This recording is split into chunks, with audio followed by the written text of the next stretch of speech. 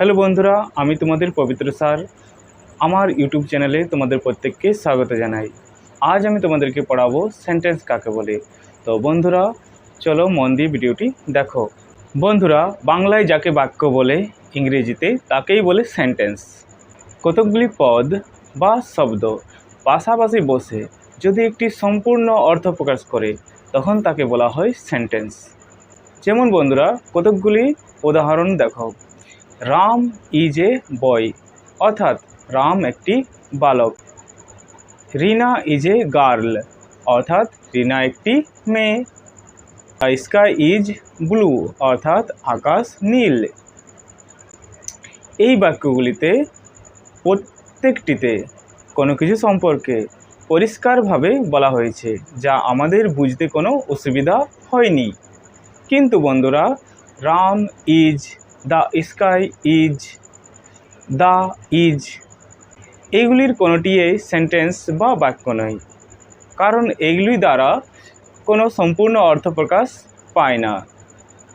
বন্ধুরা, সেন্টেন্স লিখতে গেলে প্রধানত তিনটি বিষয়ের উপর নজর দিতে হবে।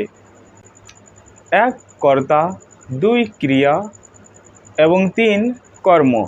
বন্ধুরা, কর্তা মানে হচ্ছে সাবজেক্ট, ক্রিয়া মানে হচ্ছে ভার্ব এবং কর্ম মানে হচ্ছে অবজেক্ট।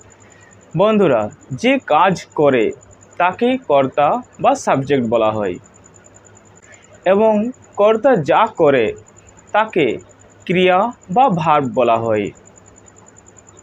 আবার ক্রিয়াকে কি বা কাকে দিয়ে প্রশ্ন করলে যে উত্তর পাওয়া যায় তাকে বলা হয় কর্ম বা অবজেক্ট।